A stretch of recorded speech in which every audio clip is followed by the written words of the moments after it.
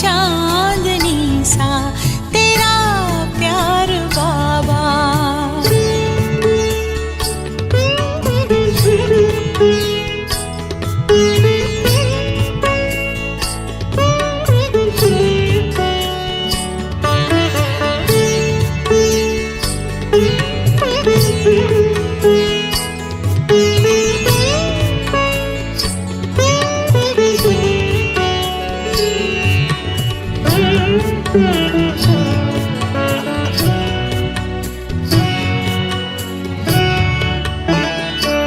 तेरी आभा है सौरभ बिखेरे हुए, तुमको देखा तो बाबा हम तेरे हुए।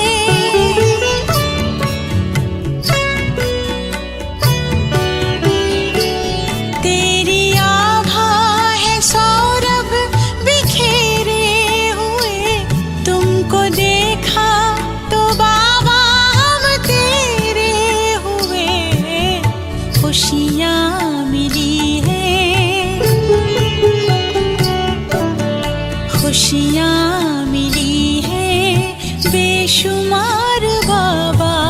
मधुर रागिनी सा तेरा प्यार बाबा।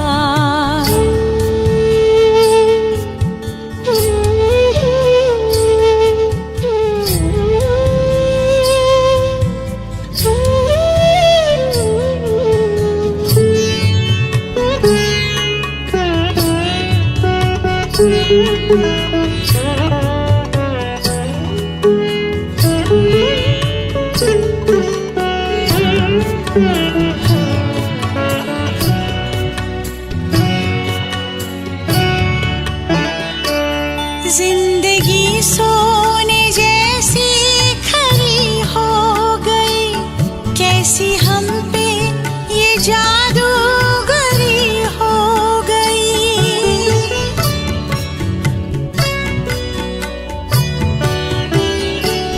जिंदगी सोने जैसी खरी हो गई, कैसी हम पे ये जादूगरी हो गई। जीवन में आई, जीवन में आई अब बहार बाबा। मधुर रागिनी सा तेरा प्यार बाबा।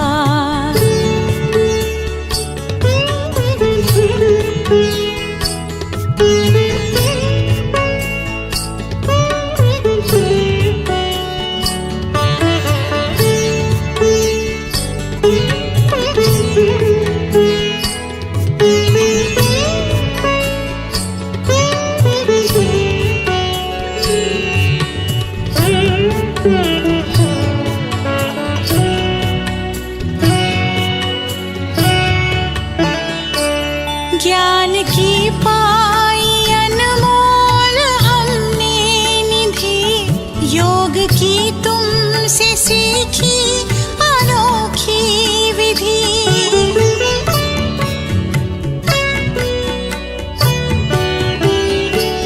ज्ञान की पाई अनमोल हमने निधि, योग की तुमसे सीखी अनोखी विधि।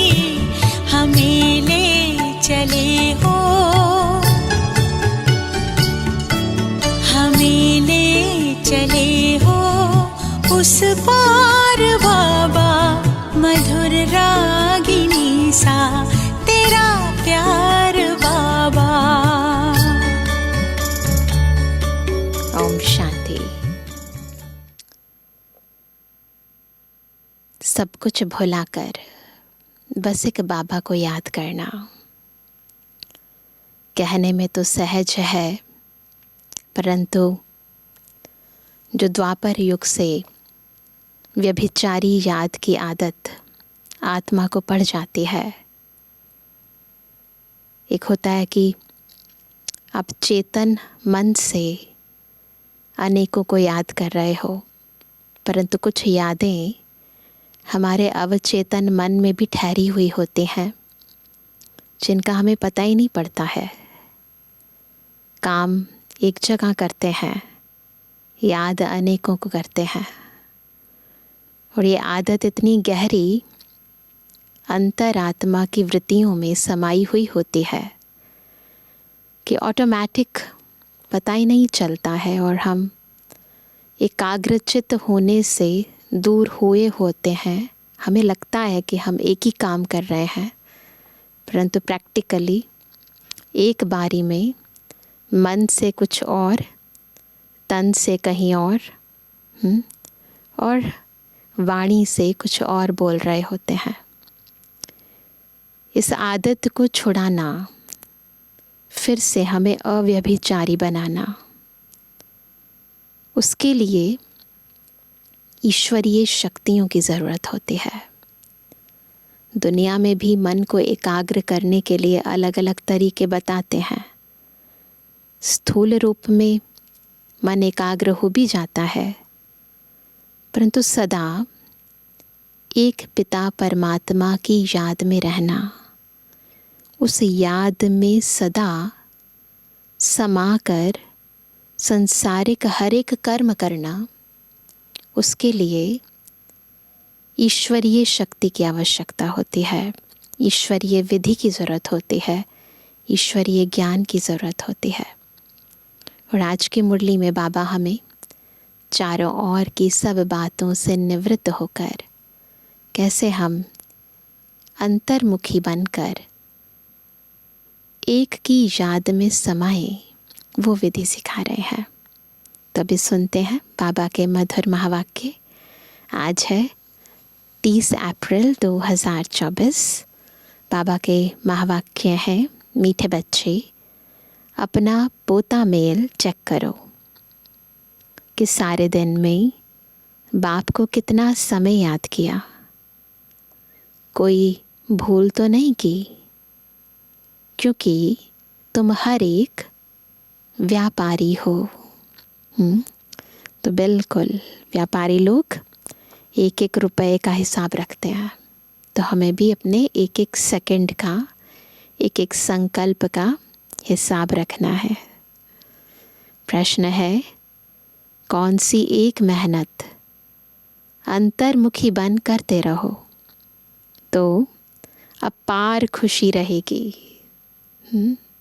बस एक मेहनत करनी है और खुशी कितनी अपार, जिसका कोई पार ही नहीं। उत्तर है, जन्म जन्मांतर जो कुछ किया है, जो सामने आता रहता है, उन सब से बुद्धि योग निकाल सतु प्रधान बनने के लिए बाप को याद करने की मेहनत करो। करना तो बाबा को याद है, परंतु उससे पहले क्या करना है, जो कुछ भी किया है, जो बार बार बुद्धि के सामने आता रहता है, न चाहते भी वो विकल्प आ जाते हैं, उन सब से बुद्धि योग को निकालना है ना। तब बाबा को याद करना है, उसे कहेंगे एकाग्र चित्त याद ना। वो याद हमें सतप्रधान बनाती है।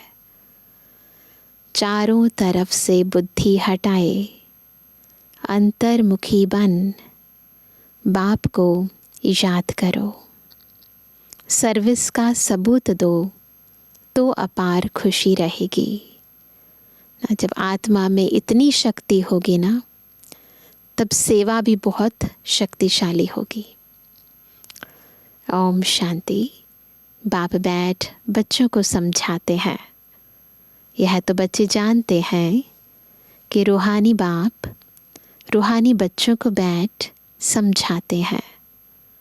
रूहानी बाप हुआ बेहद का बाप, रूहानी बच्चे भी हुए बेहद के बच्चे। बाप को तो सब बच्चों की सदगति करनी है। किस द्वारा? इन बच्चों द्वारा विश्व की सदगति करनी है।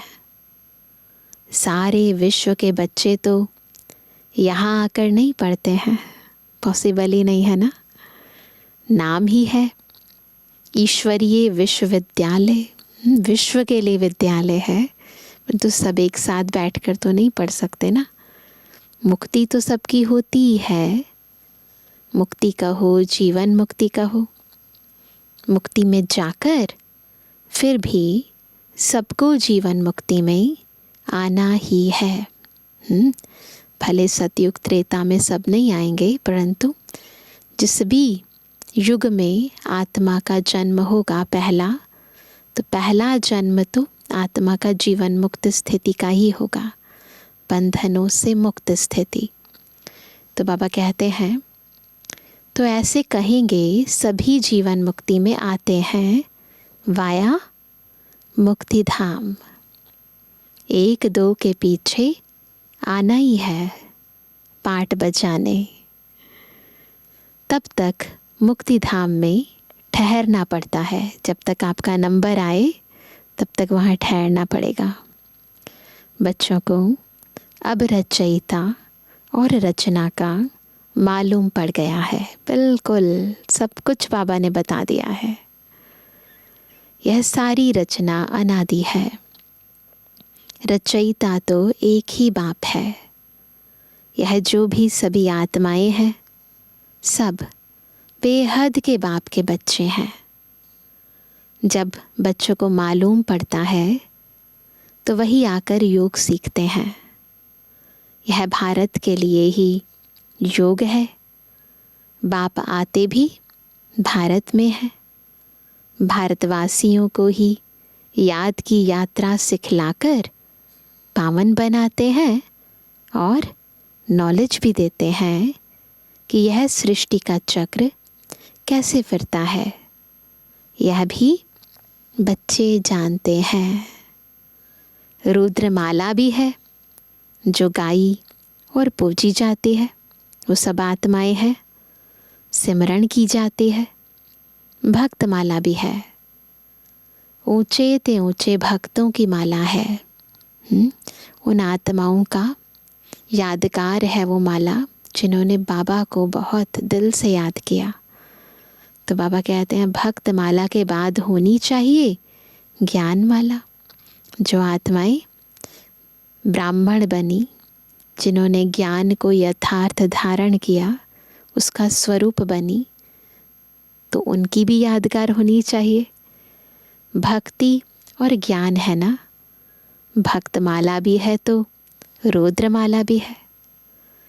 पीछे फिर रुंडमाला कहा जाता है, क्योंकि ऊंच ते ऊंच मनुष्य सृष्टि में है विष्णु, जिसको सूक्ष्म वतन में दिखाते हैं। तो जो आत्माएं विष्णु की वंशावली बनी, उनके कुल में आई, तो उनकी रुंडमाला या वैजंती माला कहो वो बनती है। प्रजापिता ब्रह्मा तो यह है, इनकी माला भी है। आखरीन यह बन जाएगी ब्राह्मणों की माला। तो क्या होता है, बाबा कहते हैं ना, दाने ऊपर नीचे होते रहते हैं, इसीलिए अभी नहीं बनती, परंतु अंत में ये भी बन जाएगी। तभी वह रुद्रमाला और विष्णु की वैजंती माला बनेगी। तभी जब वो माला बन जाएगी ब्राह्मणों की नंबरवार, उसी अनुसार फिर ऊपर जाएंगे तो रुद्रमाला बनेगी, और उसी अनुरूप फिर नीचे आएंगे, विष्णु के कुल में जाएंगे तो वैजंती माला बनेगी। ऊंचे ते ऊंचा है शिव बाबा, बिल्कुल टॉप। माला में भी जो यादगार माला है उसमें भी टॉप में है फूल। तो ऊंचे ते ऊंचा है शिव बाबा। फिर उसके बाद ऊंचे ते ऊंचे है विष्णु का राज्य। शोभा के लिए भक्ति में कितने चित्र बनाए हैं, परंतु ज्ञान कुछ भी नहीं है।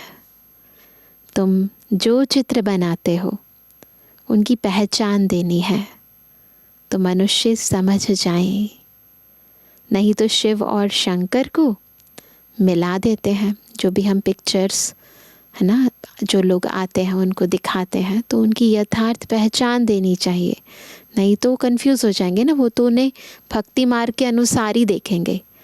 तो ज्ञान अनुरूप उनको यथार्थ रीति समझाना, यथार्थ पहचान देना, ये हमारा काम है। बाबा ने समझाया है सूक्ष्म वतन में भी सारी साक्षात्कार की बात है। हड्डी मांस वहाँ होता नहीं, ऐसा कोई स्थूल शरीर नहीं होता हड्डी मांस का। साक्षात्कार करते हैं। संपूर्ण ब्रह्मा भी है, परंतु वह है संपूर्ण, अव्यक्त। व्यक्त नहीं है ऐसा, परंतु संपूर्ण चित्र है, संपूर्ण बाबा का अव्यक्त स्वरूप है वहाँ पर। अभी व्यक्त ब्रह्मा जो है, क्योंकि साकार मुरली है इसलिए बाबा कह रहे हैं कि अभी व्यक्त ब्रह्मा जो है उनको अव्यक्त बनना है। देखो बाबा ने बहुत पहले ही ये सब बता दिया था। व्यक्त ही अव्यक्त होता है, जिसको फरिश्ता भी कहते हैं। उनका सूक्ष्म वतन में चित्र रख दिया है। सूक्ष्म वतन में जाते हैं। कहते हैं बाबा ने शुभी रस पिलाया, तो पहले बहुत सारी संदेशियाँ जाती थी, ट्रांस मैसेंजर्स ट्रांस में जाते थे सूक्ष्म वतन में। फिर जो कुछ भी देख कर आते थे ना, जो कुछ भी एंजॉय करके आते थे, तो सारा समाचार आकर सुनाते थे। तो बताते थे कि बाबा ने ऊपर शुभी रस पिलाया। अब वहाँ झाड़ आदि तो होता नहीं, देखते थे सीनरियाँ, परंतु प्रैक्टिकली तो वहाँ कुछ होता नहीं ना। वैकुंठ में है, लेकिन ऐसे नहीं कि वैकुंठ से ले आकर पिलाते होंगे शुभी रस, है ना। पेड़ पौधे ये सब चीज़ें वैकुंठ में होती हैं, परंतु ऐसा नहीं है कि वहाँ सूक्ष्म वतन में वैकुंठ से आते हैं, वो पॉसिबल नहीं है। यह सब सूक्ष्म वतन में साक्षात्कार की बातें हैं। अब तुम बच्चे जानते हो कि वापस घर जाना है और आत्म अभिमानी बनना है। घर तो जाना है, परंतु उससे पहले सोल कॉन्शियस तो बनना है ना। मैं आत्मा अविनाशी हूँ, यह शरीर विनाशी है।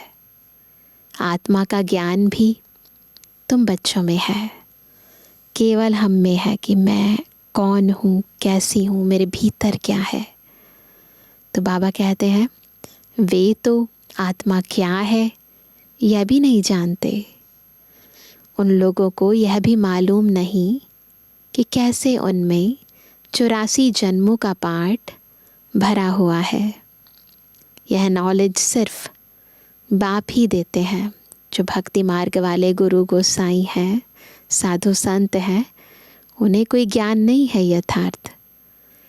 अपनी भी नॉलेज देते हैं बाबा, हमें सारे सृष्टि चक्र का ज्ञान तो देते हैं, परंतु अपना भी ज्ञान देते हैं। तमो प्रधान से सतो प्रधान भी बनाते हैं। बस यही पुरुषार्थ करते रहो। हम आत्मा हैं। अब परमात्मा के साथ योग लगाना है। सर्वशक्तिमान पतित पावन एक बाप को ही कहते हैं। सन्यासी कहते हैं पतित पावन आओ, कहते हैं ना। कोई तो ब्रह्म को भी पतित पावन कह देते हैं। अब तुम बच्चों को भक्ति का भी ज्ञान मिलता है कि भक्ति कितना समय चलती है, ज्ञान कितना समय चलता है। यह बाप बैठ समझाते हैं। पहले अलग अलग लोग अपने हिसाब से बताते रहे भक्ति क्या है, ज्ञान क्या है, टाइम्स क्या है। किसी को यथार्थ पता नहीं था, परंतु अपनी अपनी बुद्धि अनुसार बताते रहे। परंतु यथार्थ ज्ञान प्रैक्टिकली क्या हुआ था, क्या होने वाला है, कौन क्या है, किसका क्या पार्ट है, केवल इस संपूर्ण ड्रामा का डायरेक्टर ही बता सकता है। सृष्टि का रचयिता ही बता सकता है ना। जानी जाननहार ज्ञान का सागर शिव बाबा ही बता सकता है। बाकी सब ने अपने अपने हिसाब से बताया। तो अब ये बाप बैठ समझाते हैं।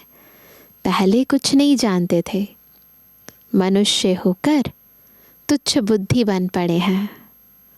सतयुग में बिल्कुल स्वच्छ बुद्धि थे, कितने उन्हों में दैवी गुण थे, याद आता है? तुम बच्चों को दैवी गुण भी ज़रूर धारण करने हैं।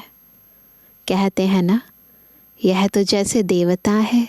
दुनिया में भी कहते हैं ना, किसी में बहुत अच्छे डिवाइन वर्च्यूज़ होते हैं, दैवी गुण होते हैं, तो कहते बिल्कुल ऐसा है जैसे देवता है। भल साधु संत महात्मा को लोग मानते हैं, परंतु वह दैवी बुद्धि तो नहीं है। रजोगुणी बुद्धि हो जाते हैं। राजा रानी प्रजा है ना, नंबरवार है ना।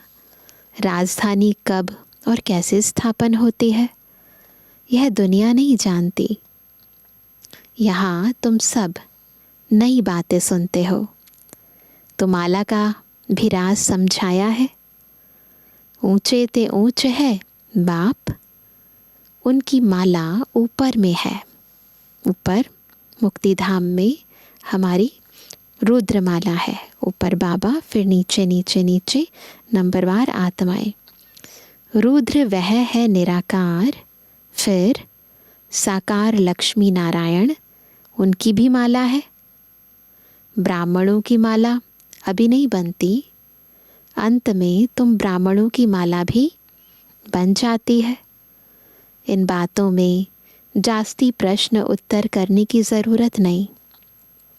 मूल बात है, अपने को आत्मा समझ परमपिता परमात्मा को याद करो। यह निश्चय पक्का चाहिए। मूल बात है पतितों को पावन बनाना।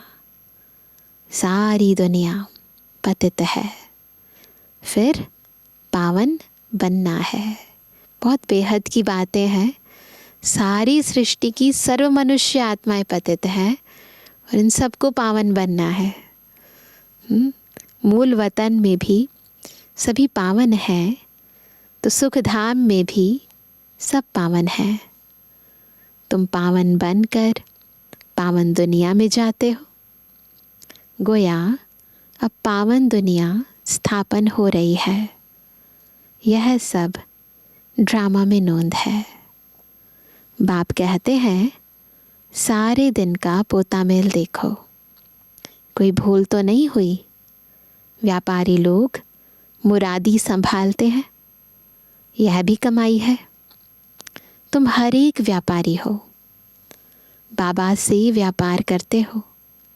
अपनी जांच करनी है, हमारे में कितने दैवी गुण हैं, कितना बाप को याद करते हैं, कितना हम अशरीरी बनते जाते हैं। नोट करेंगे ना, क्या क्या हमें ना सारे दिन में अकाउंट रखना है। क्या कितने दैवी गुण हैं, कितना बाबा को याद करते हैं, कितना अशरीरी बनते जाते हैं। हम अशरीरी आए थे, याद रखेंगे, बनना सहज हो जाएगा, क्योंकि इसी स्वरूप में हम आए थे। बॉडी के साथ तो हम नहीं आए थे ना परम धाम से, तो हम अशरीरी आए थे, फिर अशरीरी बनकर जाना है। अभी तक सब आते ही रहते हैं, अंत तक आती रहती हैं आत्माएं। बीच में जाना तो एक को भी नहीं है। एक बार ड्रामा में आए तो बस फिर इसी कर्म क्षेत्र पर जन्म पुनर्जन्म लेना पड़ेगा। जाना तो सबको इकट्ठा है। भल सृष्टि खाली नहीं रहती। गायन है, राम गयो रावण गयो जाके बहु परिवार, परंतु रहते दोनों हैं, है ना। इस सृष्टि पर दोनों रहते हैं। रावण संप्रदाय जाता है तो फिर लौट कर नहीं आता, फिर वो द्वापर से ही वो आत्माएं आएंगी। बाकी यह बच जाते हैं। यह भी आगे चलकर सब साक्षात्कार होना है। तो जो थोड़ी थोड़ी आत्माएं रह जाती हैं, फिर वो कैसे ऊपर जाती हैं और कैसे ऊपर से नीचे आती हैं, वो सब बाबा ने साक्षात्कार कराया था। यह जानना है कि नई दुनिया की कैसे स्थापना हो रही है, पिछाड़ी में क्या होगा। फिर सिर्फ हमारा ही धर्म रह जाएगा, एक आदि सनातन देवी देवता धर्म। सतयुग में तुम राज्य करेंगे, कलयुग खत्म हो जाएगा, फिर सतयुग को आना है। बस ये साइकिल ऐसी ही चलती रहेगी। अभी रावण संप्रदाय और राम संप्रदाय दोनों हैं, संगम पर दोनों का मेल हो जाता है। बिल्कुल हम जैसे बाकी दुनिया से अलग हो जाते हैं, पता चल जाता है हम भी उसी संप्रदाय के बन गए थे, परंतु जैसे ही बाबा आते हैं तो हमें रियलाइज़ कराते हैं, हमें बोध कराते हैं कि हम कौन हैं। तो हम धीरे धीरे अलग से उस दुनिया में रहते भी अलग हो जाते हैं, हमारा एक अलग से युग बन जाता है। तो बाबा कहते हैं संगम युग पर ही यह सब होता है, अभी तुम यह सब कुछ जानते हो। बाप कहते हैं बाकी जो कुछ राज है वह आगे चलकर धीरे धीरे समझाते रहेंगे। जो रिकॉर्ड में नूंद है वह खुलते जाएंगे, तुम समझते जाएंगे। इन एडवांस कुछ भी नहीं बताएंगे, यह भी ड्रामा का प्लान है। रिकॉर्ड खुलता जाता है, रील होती है ना, जैसे पहले रिकॉर्ड होते थे, आजकल तो पेन ड्राइव है, छोटी सी चिप है, परंतु पहले तो रिकॉर्ड होते थे ना। तो जैसे जैसे वो सामने आता जाता है रिकॉर्ड, तो वही प्ले होता जाता है। तो जैसे जैसे रिकॉर्ड खुलता जाता है वैसे वैसे सब पता चलता जाता है। बाबा बोलता जाता है, आत्मा है ना, बिल्कुल उसी पर आ जाती है, उस सीन में आ जाती है, तो वही शब्द उच्चारित करती है, वैसे ही एक्ट करती है। तुम्हारी बुद्धि में यह सब बातों की समझ बढ़ती जाती है, क्लियर होता जाता है ना, बिल्कुल कि कैसे ये ड्रामा चल रहा है, कैसे हम आत्माएं है ना अपना अपना रोल अदा कर रही हैं ड्रामा प्लान अनुसार। जैसे जैसे रिकॉर्ड बजता जाएगा वैसे वैसे बाबा की मुरली चलती जाएगी। आत्मा में रिकॉर्ड बजता जाएगा, वैसे वैसे आत्मा वही शब्द उच्चारित करती जाएगी। ड्रामा का राज सारा भरा पड़ा है। ऐसे नहीं रिकॉर्ड से सुई उठकर बीच में रख सकते हैं, पहले होता था ना वो वाला रिकॉर्ड, बीच में से रख देते थे ऐसे सुई। इस रिकॉर्ड में ऐसा नहीं होने के चांसेस। तो वह रिपीट हो, नहीं ऐसा नहीं होगा, नहीं, वह भी फिर वही रिपीट होगा। नई बात नहीं, बाप के पास जो नई बात होगी वह रिपीट होगी। तुम सुनते और सुनाते जाएंगे, बाकी सब गुप्त है। यह राजधानी स्थापन हो रही है, सुनते जा रहे हैं, धारण करते जा रहे हैं, उसी अनुरूप राजधानी स्थापन होती जा रही है। सारी माला बन रही है। अलग अलग जाकर राजाई में तुम जन्म लेंगे। राजा रानी प्रजा सब चाहिए, यह सब बुद्धि से काम लेना पड़ता है। प्रैक्टिकल में जो होगा सो देखा जाएगा। जो यहाँ से जाते हैं वह अच्छे साहूकार के घर में जाकर जन्म लेते हैं। अच्छी कमाई करके गए हैं तो फिर अच्छे साहूकार के घर में जन्म लेते हैं। अभी भी तुम्हारी वहाँ बहुत खातिरी होती है।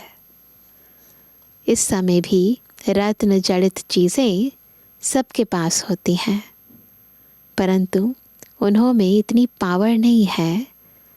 पावर तुम्हारे में है। तुम जहाँ जाएंगे वहाँ अपना शो करेंगे। समझो कोई भी ब्राह्मण आत्मा, जैसे हमारी दादियों की आत्मा शरीर छोड़ा तो भी जहाँ भी जाएंगी तो वहाँ अपना शो करेंगी, और ऐसे कोई साधारण घर में तो जन्म नहीं लेंगी। इस जन्म में भी ये जो अंतिम जन्म उनको मिलेगा, जो बीच का जन्म, एडवांस पार्टी का जो जन्म कह रहे हैं हम, तो वो जो जन्म होगा उसमें भी वो बहुत ही बड़े घरों में जन्म होगी, रत्न जड़ित चीज़ें मिलेंगी उन्हें। बाकी वैसा नहीं सतयुग जैसा, परंतु फिर भी उस अनुरूप कलयुग अंत के अनुरूप बहुत अच्छे घर में जन्म लेंगी। और वहाँ पर वो आत्माएं, क्योंकि पावरफुल आत्माएं होंगी, तो अपना शो भी दिखाएंगी। तुम तो ऊंच बनते हो तो तुम जाकर वहाँ दैवी चरित्र दिखाएंगे। जहाँ भी जन्म लेंगी आत्माएं तो वहाँ अपने ये दिव्य चरित्र दिखाएंगी। आसुरी बच्चे जन्मते ही रोते रहेंगे, गंदे भी होते हैं, तुम तो बड़े कायदे से पलेंगे। गंद आदि की बात नहीं, आजकल के बच्चे तो गंदे हो पड़ते हैं। सतयुग में ऐसी बात हो ना सके।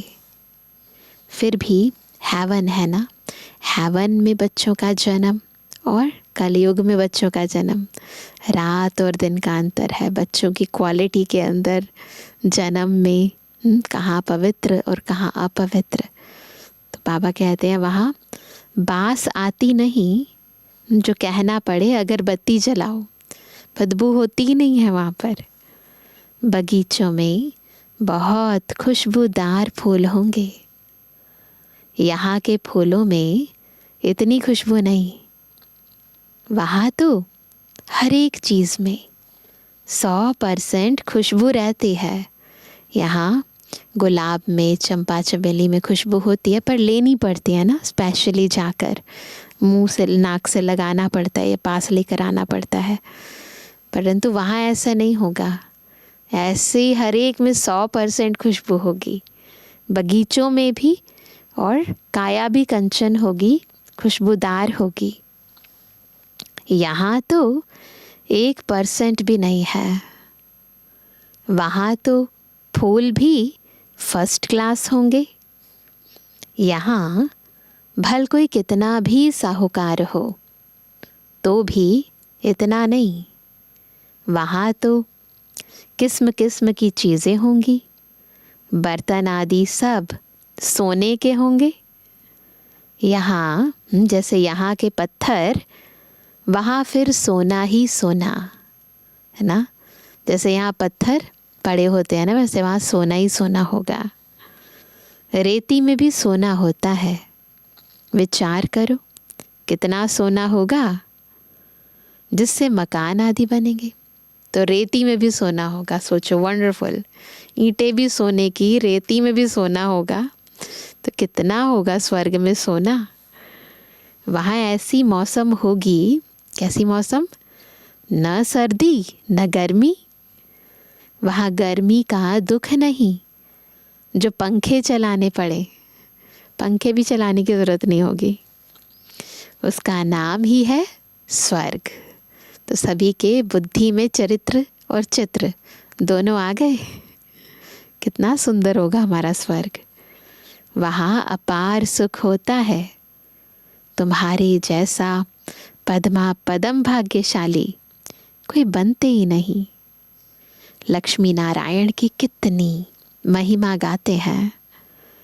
उनको जो ऐसा बनाते हैं, उनकी कितनी महिमा चाहिए। शिव बाबा की कितनी महिमा चाहिए। पहले होती है अव्यभिचारी भक्ति। शुरू में केवल एक शिव बाबा की भक्ति करते हैं, फिर देवताओं की भक्ति शुरू होती है। वह भी भूत पूजा कहेंगे। है तो पंच तत्वों की पूजा ही ना, तो भूत पूजा कहेंगे। शरीर तो वह है नहीं, है ना, वो वाला शरीर तो नहीं है ना, वो तो मिट्टी की मूर्ति बनाते हैं। 5 तत्वों की पूजा होती है। शिव बाबा के लिए तो ऐसे नहीं कहेंगे। बाबा के पास तो बॉडी ही नहीं है, तो बाबा के लिए तो ऐसा नहीं कहेंगे ना, भूत पूजा।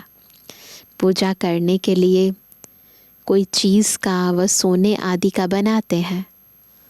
आत्मा को थोड़े ही सोना कहेंगे, है ना, किसी चीज़ का बना देते हैं ताकि पूजा कर सकें ना। या तो मार्बल का बनाएंगे या गोल्ड का बनाएंगे, तो बस प्रतीकात्मक रूप में बना देते हैं। बाकी ऐसा नहीं कि बाबा की कोई पंच तत्वों की बॉडी है। नहीं, बाबा कहते हैं आत्मा को थोड़ी सोना कहेंगे। आत्मा किस चीज़ की बनी हुई है? किसी एलिमेंट की तो बनी हुई नहीं है ना आत्मा। शिव का चित्र किस चीज़ का बनाया हुआ है वह झट बताएंगे, परंतु आत्मा परमात्मा किस चीज़ का बना हुआ है यह कोई बता ना सके, है ना। चित्र किस चीज़ के बने हैं, मूर्ति किस चीज़ की बनी है वो बता सकते हैं, पर एक्चुअली में आत्मा और परमात्मा किस चीज़ के बने हैं वो तो नहीं बता सकते ना।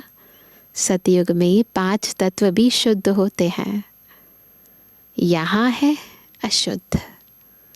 तो पुरुषार्थी बच्चे ऐसी ऐसी ख्यालात करते रहेंगे, मन में यही चलता रहे कौन क्या कह रहा है, क्यों कह रहा है, उसे ऐसा नहीं करना चाहिए। इन बातों को छोड़ो, है ना। जहाँ जाना है उस दुनिया को याद करो, अंदर कितनी अपार खुशी हो जाएगी। तो बाप कहते हैं इन सब बातों को भी छोड़ दो, जो होना है वह होगा। पहले बाप को याद करो, और उससे भी ऊपर क्या बात है, बाबा को याद करो। चारों तरफ से बुद्धि हटाकर, चारों तरफ से बुद्धि हटाकर मामेकम याद करो तो विकर्म विनाश होंगे। एक भी तरफ बुद्धि होगी ना, विकर्म विनाश नहीं होंगे। ठीक है, अच्छा लगेगा, थोड़ी सी एनर्जी आएगी, पर विकर्म विनाश हो उसके लिए बिल्कुल डिटैचमेंट चाहिए। जो कुछ सुनते हो उन सब को छोड़ एक बात पक्की करो कि हमको सतोप्रधान बनना है। फिर सतयुग में जो कल्प कल्प हुआ होगा वही होगा, उसमें फ़र्क नहीं पड़ सकता। मूल बात है बाप को याद करो, यह है मेहनत। बाबा को याद करना यह है मेहनत, वह पूरी करो। तूफ़ान तो बहुत आते हैं, याद में बहुत तूफ़ान आते हैं माया के, है ना। जन्म जन्मांतर जो कुछ किया है वह सब सामने आता है। तो सब तरफ से बुद्धि को हटाकर मेरे को याद करने का पुरुषार्थ करो, अंतर्मुखी होकर। तुम बच्चों को स्मृति तो आई, याद तो आया ना, सो भी नंबरवार पुरुषार्थ अनुसार। सर्विस से भी मालूम पड़ जाता है कितनी स्मृति आई है ना, अपने कर्म की, अपने स्वधर्म की, अपनी वास्तविक पहचान की कितनी स्मृति आई है, तो आपकी सेवा से पता चल जाता है। सर्विस करने वालों को सर्विस की खुशी रहती है। जो अच्छी सर्विस करते हैं उनकी सर्विस का सबूत भी मिलता है। पंडे बनकर आते हैं, कौन महारथी, घोड़े सवार, प्यादे हैं, वह झट पता पड़ जाता है। अच्छा मीठे मीठे के जवानी बच्चों पे जुबानी बाप दादा का दिल जान सको प्रेम से नंबरवार पुरुषार्थ अनुसार याद कर। रूहानी बच्चों की रूहानी बाप दादा को गुड मॉर्निंग, नमस्ते नमस्ते नमस्ते। धारणा के लिए मुख्य सार पहला, दूसरी सब बातों को छोड़ बुद्धि को चारों तरफ से हटाकर सतोप्रधान बनने के लिए अशरीरी बनने का अभ्यास करना है। दैवी गुण धारण करने हैं। दूसरा, बुद्धि में अच्छे अच्छे ख्यालात लाने हैं। हमारे राज्य स्वर्ग में क्या क्या होगा उस पर विचार कर अपने को उस जैसे लायक चरित्रवान बनाना है। यहाँ से बुद्धि निकाल देनी है। वरदान है सेवा द्वारा मेवा प्राप्त करने वाले। सर्व हद की चाहना से परे सदा संपन्न और समान भव। सदा संपन्न और समान कैसे बनेंगे? जब सेवा द्वारा मेवा प्राप्त करने वाले हद की चाहना से परे होंगे, इच्छाएं नहीं होंगी ना, फल की इच्छा को रखकर सेवा नहीं करेंगे, निष्काम सेवा करेंगे। सेवा का अर्थ है मेवा देने वाली। अगर कोई सेवा असंतुष्ट बनाए तो वो सेवा नहीं है। ऐसी सेवा भल छोड़ दो, लेकिन संतुष्टता नहीं छोड़ो। जैसे शरीर की तृप्ति वाले सदा संतुष्ट रहते हैं, वैसे मन की तृप्ति वाले भी संतुष्ट होंगे। संतुष्टता तृप्ति की निशानी है। दुनियावी प्राप्तियों से भी मनुष्य आत्माएं संतुष्ट होती है ना, वैसे ही बाबा कह रहे हैं कि संतुष्टता जो है वो तृप्ति की निशानी है। इच्छा नहीं होगी, है ना, अंदर कुछ भी कामना नहीं होगी, आशा नहीं होगी। तृप्त आत्मा में कोई भी हद की इच्छा, मान, शान, सल्वेशन, साधन की भूख नहीं होगी। वे हद की सर्व चाहना से परे सदा संपन्न और समान होंगे। अगर सब कुछ है पर फिर भी कुछ ना कुछ इच्छाएं हैं तो तृप्ति नहीं है, संतुष्टता नहीं है। तो इसलिए वो सेवा नहीं है जिसमें अभी भी इच्छाएं हैं। सेवा कर रहे हो परंतु ये रह गया, जब मुझे बुलाया नहीं ना, मेरे साथ ऐसा क्यों किया गया, तो सेवा क्या की ना। बिल्कुल कोई इच्छा नहीं, देने वाला तो बाबा है। हमारी की गई सेवा कोई व्यर्थ हो जाएगी ही नहीं, देने वाला बाबा है। तो यहाँ दुनिया से इच्छाएं रखना, हद की इच्छाएं रखना, तो उसका कोई फ़ायदा नहीं है, फिर तो ख़त्म, है ना। फिर संतुष्ट नहीं हो पाते, संपन्न नहीं बन पाते, समान नहीं बन पाते।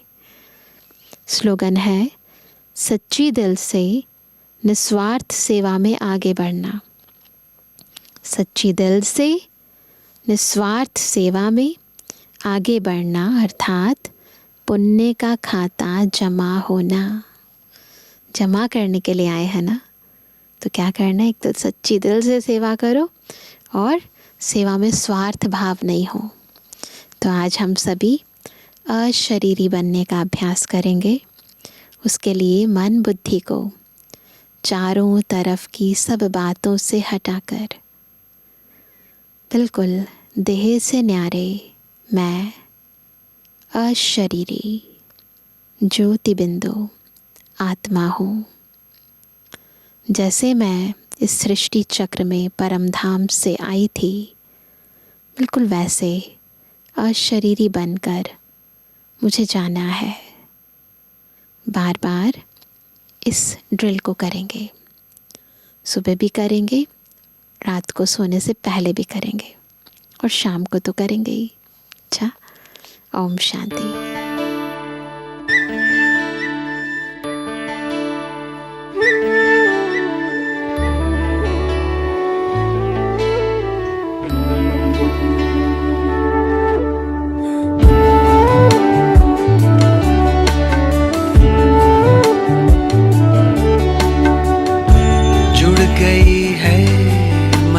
तार तुमसे शक्तियाँ मिल रही अपार तुमसे। भाग्य के द्वारे खुले हमको हमारे मिले। भाग्य के द्वारे खुले हमको हमारे मिले। आए जीवन में ये बहार तुमसे ओ बाबा।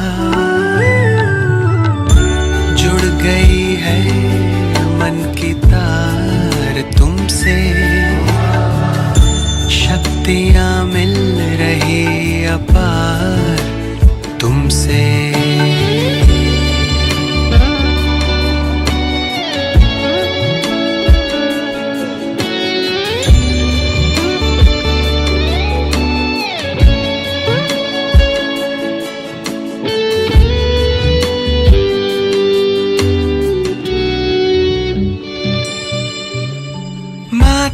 पिता सद्गुरु सखा तुम ही तो एक हमारे हो।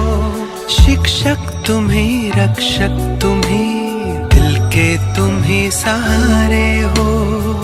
मिला सारे रिश्तों का प्यार तुमसे ओ बाबा। जुड़ गई है मन की तार तुमसे।